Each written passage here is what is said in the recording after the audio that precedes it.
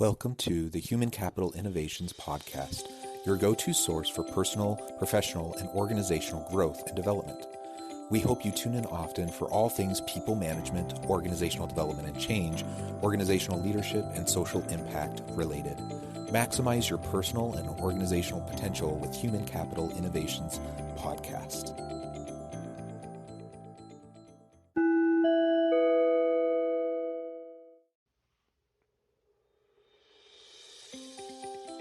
Welcome to the Human Capital Innovations Podcast. In this HCI podcast episode, I talk with Damon Naylor about boosting the morale of employees and creating a healthy workplace environment.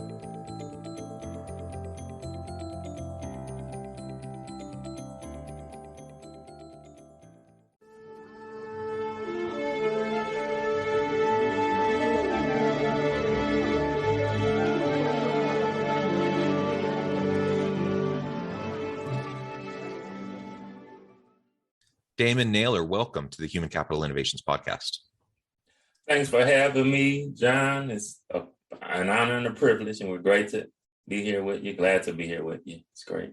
Thank you. It's great to be with you too. I'm super excited to have a conversation on a topic that I love. We've talked about this topic on the podcast before in a variety of different contexts. Today, we're going to be focusing on boosting the morale of employees and creating a healthy workplace environment. And I think you bring a unique perspective to this conversation. So I'm super excited to have that dialogue with you today. As we get started, I wanted to share Damon's bio with everybody.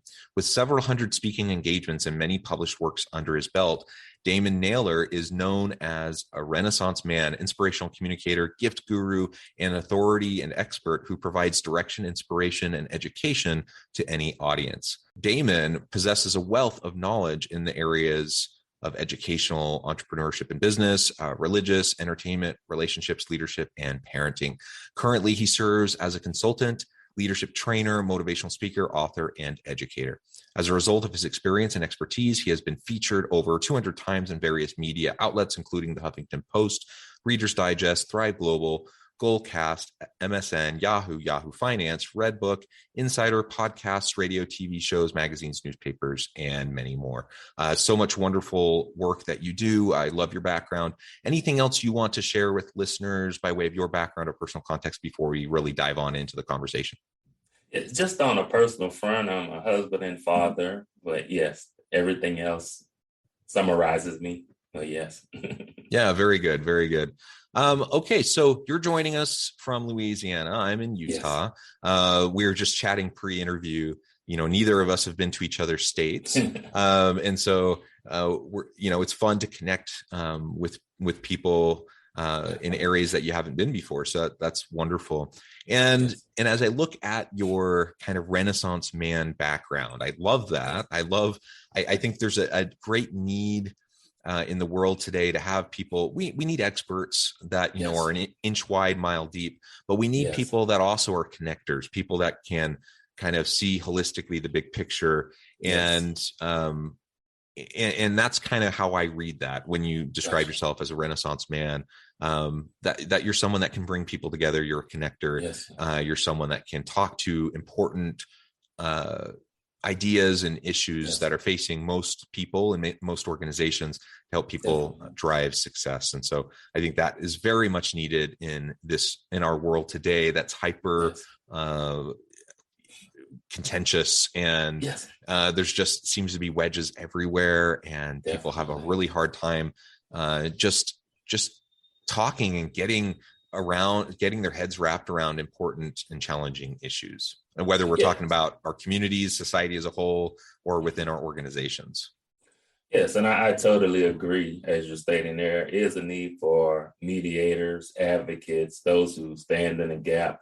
But I know with my experience as well, as you're stating, just wearing the hats of CEO, basically a manager, coach, and then an employee, wearing all three hats simultaneously, it helps me to see all of the different perspectives. And that's what you brought out, having that broad vision, that comprehensive vision.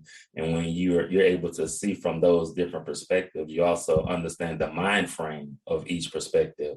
And that's what gives me an advantage to being able to unite the different people in the different arenas and also positions at work. being able to know how everyone sees and thinks. It's a great advantage. Yeah, yeah, I think absolutely. So let's, and I suppose that gets a little bit into my first question, which is, really, what do you see as some of those key characteristics, the essential elements that a good leader should possess as we're trying to navigate an increasingly complex, messy, nuanced world? And what the first one I just kind of touched up on, but I'll elaborate more, is just that visionary, having that broad vision. And what I always teach is with vision comes three forms of sight.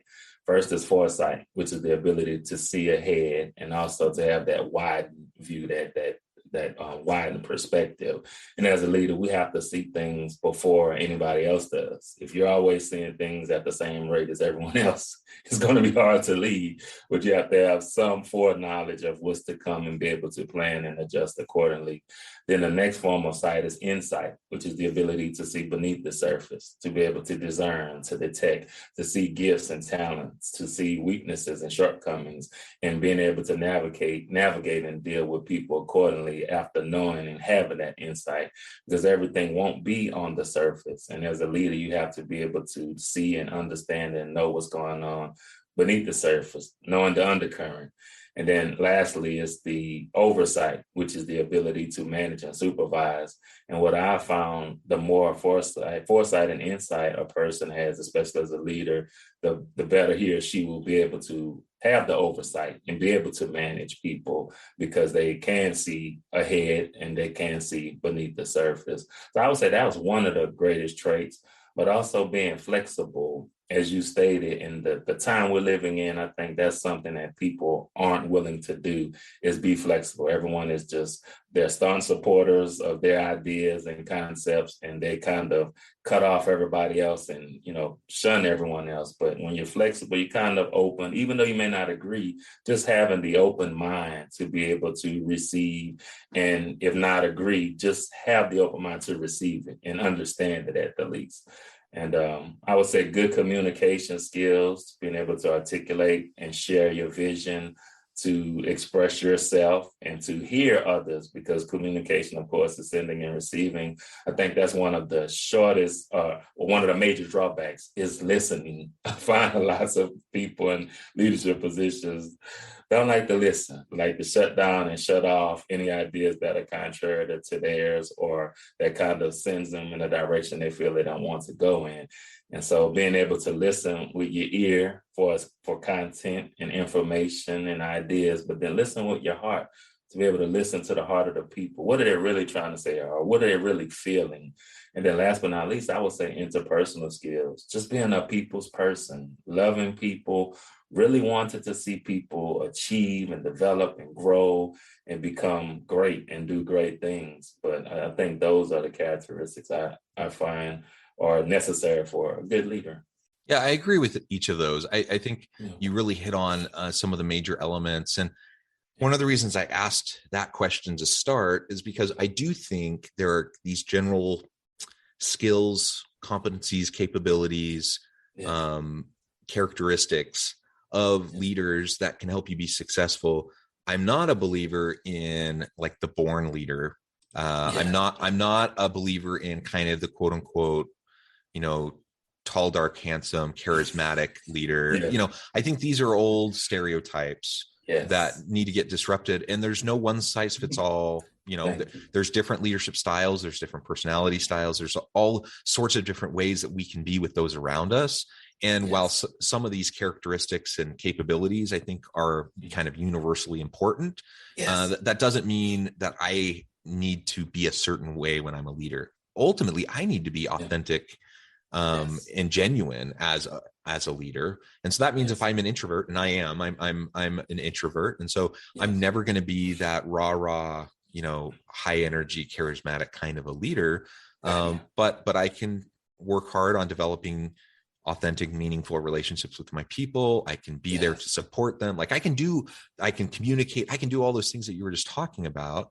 And I can still do it in a way that's unique and genuine to me, which will then help me engender and foster more trust with my people, and mutual accountability. And ultimately, that's what we're really trying to go for, I think. So I love all of those characteristics, all those attributes that you just described. Let's talk a little bit more about some of those things that can hinder effective leadership in organizations. And again, thinking about it within the kind of broader context of we want to create a healthy work environment for our people. We want to have high levels of morale. We want people to be engaged. So like what are some of the leadership styles, approaches that some leaders have that actually undermine our ability to empower our people, to engage our people, and to create a safe, productive work environment? Well, two things come to mind for me. The first is pride. And with pride comes all kinds of issues, being proudful as the leader, which is they're inflexible. They don't like to listen and really are defensive when it comes to constructive criticism or, just somebody opposing them. They really take up that defensive posture. And I think that really harms organizations. It's very, very detrimental when a leader has that. And it's just excessive, whereas, it's my way or the highway, and just everything has to come through me. And they have to, oftentimes they micromanage because they want their hands in everything. They have sometimes what I call a God complex, whereas they want to know everything, see everything, hear everything. And that is a problem. And then, with the pride, going with that is just the domineering personality where they just want to control everything and just, dominate basically. They don't give their employees a chance to voice their opinions or concerns. They shut down everything that's oppositional. And those are the two characteristics I think that harm and create a very bad environment, one that's not conducive to growth, one that stifles and really lessens the morale of the people. And I've, seen it happen in a variety of settings. And every time you look, you'll see people leaving, people going into other places because of that, just can't take it and tolerate it anymore. It becomes too excessive. But I think those are the two things, just pride and domineering. Those two characteristics are very bad.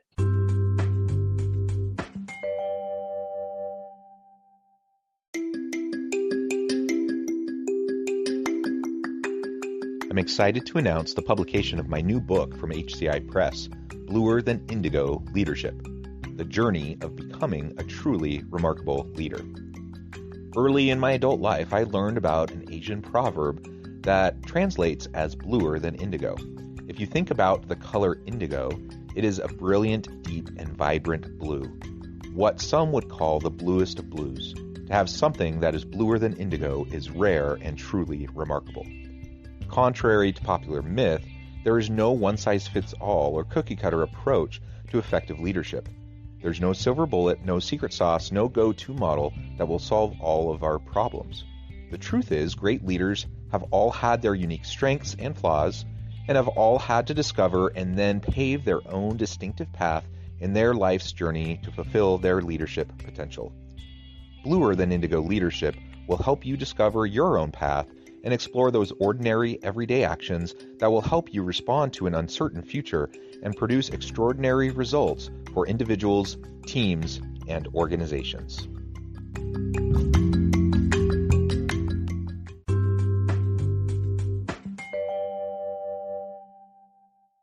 You get many leaders that have really good intentions. Like, I don't think most leaders they start their day, they wake up, and then they get excited about, I'm going to go to work today and be domineering and controlling over my people. I think most people have good intentions, but they don't know any better. They don't know anything different. They're doing what they've seen other people do. They think that's what's expected of them. Or perhaps they're insecure or they're nervous about what happens if they let go of that power. What happens if they truly delegate and empower their people to leverage, the expertise of their team. And that requires trust, right? And so if you haven't done the work, the foundational work to develop relationships of trust with your people, then of course you're going to be more hesitant to rely on them, to lean on them, and to trust them to do the work at a high level that you need them to do to reflect well on the team and on you as the leader. And so for a variety of reasons, we see leaders doing that, even when it's not specifically ego driven. But then we get those leaders that are, narcissists, who are ego driven, who just have that pride, like you described. And it's incredibly damaging. And you talked about creating a safe space for people to just speak up and to challenge, to challenge the status quo, to question decisions, to just be thoughtful about the complex, messy issues the organization is facing and how to respond to them. And when leaders, regardless of the reason, regardless of the intention, when, whether they're ego driven or they're just insecure, regardless of the reason, when leaders shut down those types of conversations and that kind of dialogue, inevitably people will start tuning out. They're going to start playing it safe. They're going to start doing the bare minimum while they look for another job. Because they don't want to be there. They're not feeling, meaning and purpose in what they're doing. They're just kind of a pawn of the leader, and nobody likes that. I'm not sure it ever worked well, but certainly, we're in a knowledge economy. We're in a service-oriented economy, and people expect more. Like, I don't think even in a factory setting or, in a manufacturing setting, I don't think that kind of command control approach works very well. But especially not, when we're talking about people who need to exercise, creative decision-making and innovate in their space, and you're going to just squelch any initiative anyone has when you start shutting people down. Or taking credit for their ideas or whatever, the many kind of dysfunctional, unhealthy ways that some of this manifests itself within many organizations. Oh, yeah. And I think, like you're saying, in the past, when it was just maybe factory workers, they had less options, or I believe they felt as though they had less options. And today people won't stand for it because they have more options. Like you said, they say, okay, you're acting like that here. Let me just go online, update my resume, send it out, and apply for a job somewhere else with a better environment. But yes, as you stated, it never really did work. It's just, and it can work, or it does work, where people feel as though they have limited options. But in a place where people feel as though, look, I don't have to take this, I can take my skill set somewhere else, they normally do. Yeah, and that speaks to the fear element. So like if people feel like they have better options, they're not going to be ruled by fear. When they don't feel like they have better options, they're like, I hate this. I don't like my boss. I don't like the environment. I don't like the work I'm doing. But I guess I got to just like bite the bullet and just put up with it. And you know what? That's not the world we're living in right now. That's not the labor market that we're in right now. People have so many options. And, so there's a wide range of reasons why we want to make sure that we are, helping our people feel appreciated, that they're seen and heard, that they have a chance to do what they're good at every day, that they have, that they're empowered, that they have autonomy, all of those things that go into boosting morale, all of that, all those things that go into creating that healthy workplace environment. It's more essential, now than it's been in a long time, because post-pandemic, people are coming out of this and they're realizing, you know what, I'm not willing to sacrifice my health, the health of my family, for a crappy environment and a low paying job. Like people are being a little bit more choosy, and people are recognizing that, what, flexibility, distributed workforce, remote work, like all of these things that people, there were some organizations that did this pre-pandemic, but I think everyone has had to kind of get more comfortable with it over the last 18 months. And now, so many employees have had a flavor of it, and they're like, no, I'm not going back to the way it was. And if we try to force them back into that old model, we're just going to lose good people and they're going to go somewhere else. So it's a bottom line issue for the organization. It's certainly, the indirect elements of just keeping your people happy is important. But certainly it's going to influence the bottom line. So we got to be really thoughtful. We got to be careful about how we do all of this. And ultimately that will help us as leaders be more successful. That'll help our people be more fulfilled and drive more, sustainable success for our team, for the organization. So what do you see as some of the strategies we should be taking? We talked about some of the characteristics of good leaders. We talked about some of the things to avoid doing. Now that we're trying to wrap our head around empowerment, engagement, meaning, purpose, in a safe, healthy environment, what are some of the strategic things that we could start doing today to start making that difference? Well, I would say one of the first things, if the company doesn't have it, make sure to create one, a system where they recognize their employees, some type of system. And I know what we've done, and as a matter of fact, it was an idea that my group and I had come up with. Here we do is called private praise. And what happens, we went to Outlook and we used the forms document where if you see an employee doing something, a fellow coworker that's noteworthy of kudos and praise and compliments, then you go in there and you anonymously put in your praise for that person or that group. And then what happens, I'm able to extract those and send an all email to all of the employees just saying, hey, we got a kudos for this department or this person. Somebody's observed you doing great work. Someone's seen your dedication and your enthusiasm or whatever, just some form of recognition. And then like each quarter, we'll pick we'll do a drawing and we'll pick the top 3 names out of that. And they get another, an additional reward. But just that verbal praise, that recognition. I know in the old days, you had the employee of the month or whatever. Hey, if you have that, that's fine as well. But we just felt with the private praise, it makes it just open to everybody and it's not limited to just one person per month. So I say that's the first thing. You don't have to use that, but just find some form of strategy to recognize employees, because that by itself is going to boost their self-esteem. Because we found that, oftentimes employees feel when they get an email, they get called in the office, it's always for something negative and something bad. It's always for constructive criticism, but they wanted to hear something, an email that's saying, hey, you're doing great, you're awesome, you're wonderful, we appreciate you. And as you were talking about earlier, we value you. And that's what they wanted to hear. And that's why we created that. Another system or an idea is, I know you have your actual, what you call scribe leaders who have the actual positions, but also creating achieve leaders or people who don't have the actual position, but are recognized leaders, and allow them to be a part of your leadership team and meetings and having some type of input and say so concerning the environment and the culture of the workplace. That really makes a difference as well.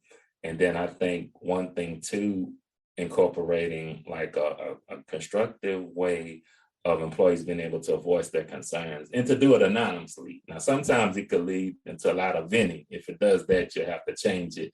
But, just valid concerns or things that they might want to share concerning the organization or what's going on that may need to be addressed. So those are just, several ways that you can change and help to address the morale of the people and boost it.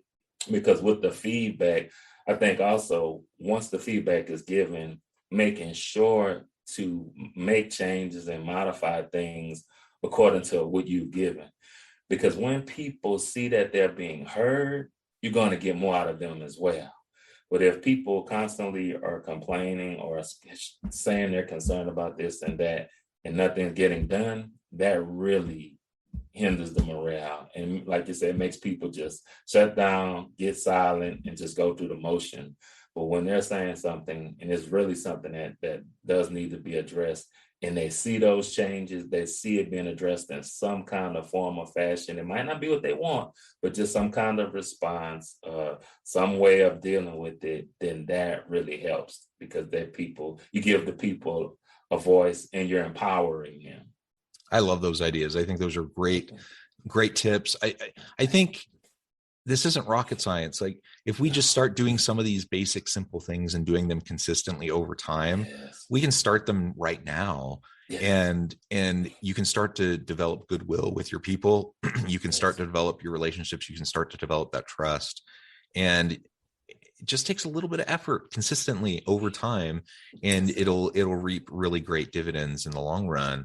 And so let's not allow ourselves to keep procrastinating and putting off these types of things. I don't think there's anything either of us have said today that's completely unique that someone probably hasn't heard before, right? So we hear it again and again and again, yet we come up with excuses, why we don't do it. And I get it. Leaders are busy, managers are busy. You have a lot of things on your plate. This has to be a priority, though. This has to be something, and it doesn't take 10 hours a day. We're talking stuff that you can do minimal amounts of time a day, just consistently. It makes that big difference. Well, Damon, it has just been a real pleasure talking with you today. I note the time and it has flown by. I want to be respectful of your time. Before we close today, though, I wanted to give you a chance to share with listeners how they can get connected with you, find out more about your work, and then give us the final word on the topic for today. Okay. Well, they can find me at livinglovingleading.net. That's my website there. And it's named after my book, actually, that I published last year, which is available on Amazon.com, Living, Loving, Leading. But if you go there, it has all of my information. It has information on the book and just my background, what all I do, because I'm a consultant, of course, an author and an educator, and some motivational speaker. So we do workshops and things of that nature, but you can find it there. And I also have another website, which is more comprehensive, DARIL.org. And so, like I said, you can find all the information there. If you need to contact me or reach out, you can do it at any of those places. And I appreciate the opportunity, John. It's been a great and wonderful conversation. As always, they fly by. The time just goes by so fast. Well, we appreciate the opportunity. And as a last word, I would just say, start small, but start now with boosting the morale, or trying to boost the morale of your employees and changing that workplace culture to a positive place. You can do it. It doesn't matter about your personality. Whatever you lack, just surround yourself with those people. If you're not the gung-ho person or the inspirer, just get that inspirational person on your team and delegate things to them. But yes, it's all about the morale, because if you can encourage and motivate your people, then they're going to give you great output and they're going to be there with you. They're going to commit and be loyal. So yes, just get started now. Get started small, but just get started. Wonderful. Yeah, just get started. Amen. Thank you so much, Damon. It has been a real pleasure. I encourage listeners to reach out, get connected with Damon and his team, find out more about what they can do for you. And as always, I hope everyone can stay healthy and safe, that you can find meaning and purpose at work each and every day. And I hope you all have a great week.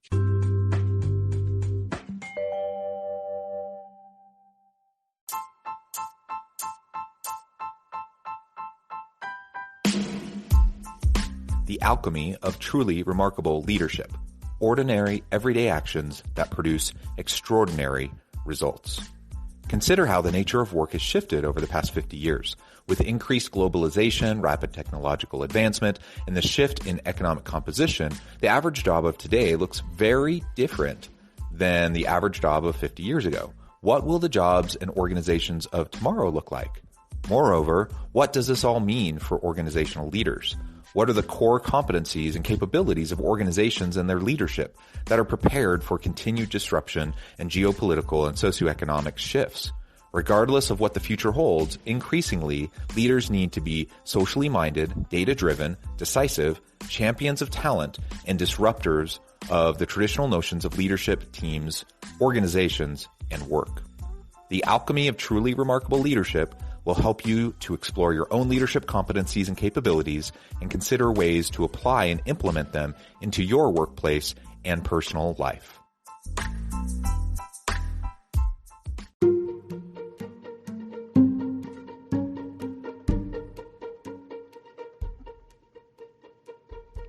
Check out Human Capital Innovations magazine, Human Capital Leadership. Human Capital Leadership is a free, interactive e-magazine with the mission to help individuals, leaders, and organizations find innovative approaches to maximize their human capital potential.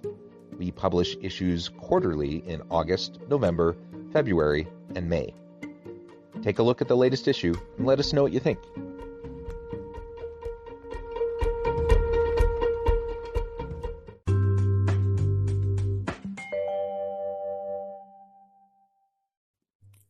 Thanks again for joining us for this episode of the Human Capital Innovations Podcast.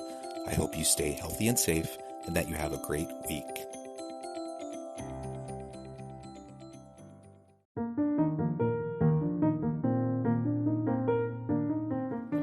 Check out our new weekly LinkedIn newsletter, Alchemizing Human Capital, exploring industry trends via original research and interviews with executives and thought leaders from across the globe. We look forward to having you join us.